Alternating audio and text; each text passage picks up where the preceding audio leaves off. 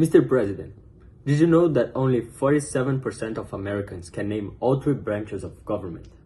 Imagine navigating a ship without a compass. That's what living in a democracy without political education feels like.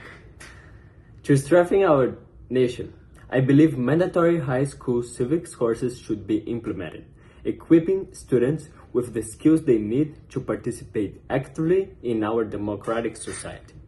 Now then, according to this year's Annenberg Constitution Day Civics study, only 7% of respondents could name all 5 rights guaranteed just under the First Amendment rights, and 21% couldn't name any. Democracy depends on informed citizens. Without basic knowledge of how our government works, we can't hold leaders accountable or make informed decisions at the ballot box. In fact, history shows us the dangers of political ignorance. Authoritarian regimes often rise when people don't understand their rights or decision that protects them.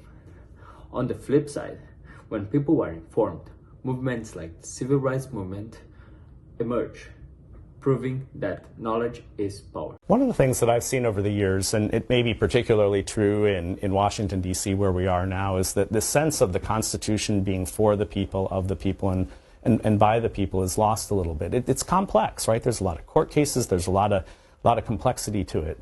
At the end of the day, though, it's not the province of attorneys and judges. It's a document that if you sit down and read it, takes about a half an hour. Mm-hmm. We've made it a little bit more complicated than we've needed. Also, we're not devoting enough time in our schools. For example, an elementary school teacher has maybe, if she's lucky, 20 minutes per week to talk about these things. So we need to start with the stories. Start with the Declaration of Independence. It said something that no government in the history of the world had said before, which is that people have rights because they're people, because they're human beings. And it took us longer than we wanted. It took a long time before we extended those rights to all people in this country. But we laid down a marker, and we said that you as a human being have the right to life, liberty, and property, right to life, liberty, and the pursuit of happiness. And that pursuit of happiness quest is one that we're still on today. One thing that I'll note, too, about those rather abysmal numbers is that we don't find that young people want to stay in that state of ignorance. And I think we ought not to blame them and not even our teachers. What we have to do better is model this for them and show it why it matters. Civics is a very practical thing, but yet it's made into something that sometimes is very abstract out there, doesn't apply to me. Let's make these things apply to everyday life and show people that the promise of the Declaration of Independence, the promise of the Constitution, the promise of the Bill of Rights is something that really matters to their everyday life.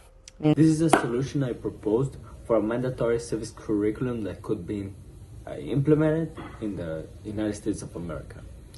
First, it would include real-world learning situations like mock elections and debates.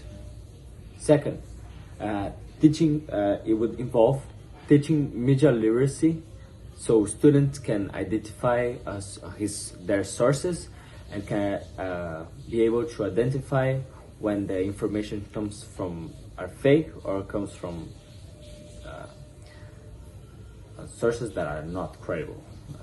Third, practical skills like voter registration and understanding policies would also be implemented for real-world applications of the skills they learn.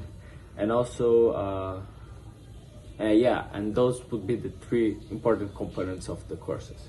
Other countries like Finland have already implemented systems like this one, and they see higher voter turnout and better public engagement. We can follow their lead and make this a nationwide priority. Funding can come from federal and state collaboration, with teacher training programs ensuring political neutrality in classrooms. Right now, civics education is inconsistent across the United States of America. Only 9 states require a full year of civics education.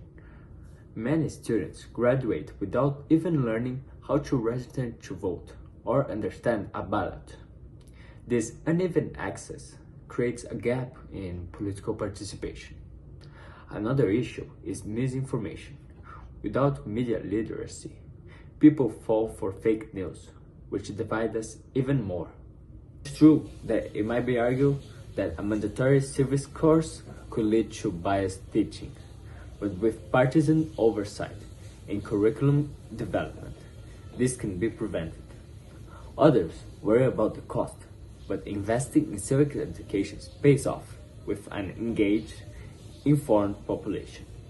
That's a small price to build a strong democracy in the country that will help the country grow and be several social and economic benefits that are much more valuable than the investments that can be made. An informed citizenry is an essential pillar of a democracy to be successful. By making civics education mandatory, we are giving students the opportunity to shape their futures and strengthen our nation. Let's work together to make it happen.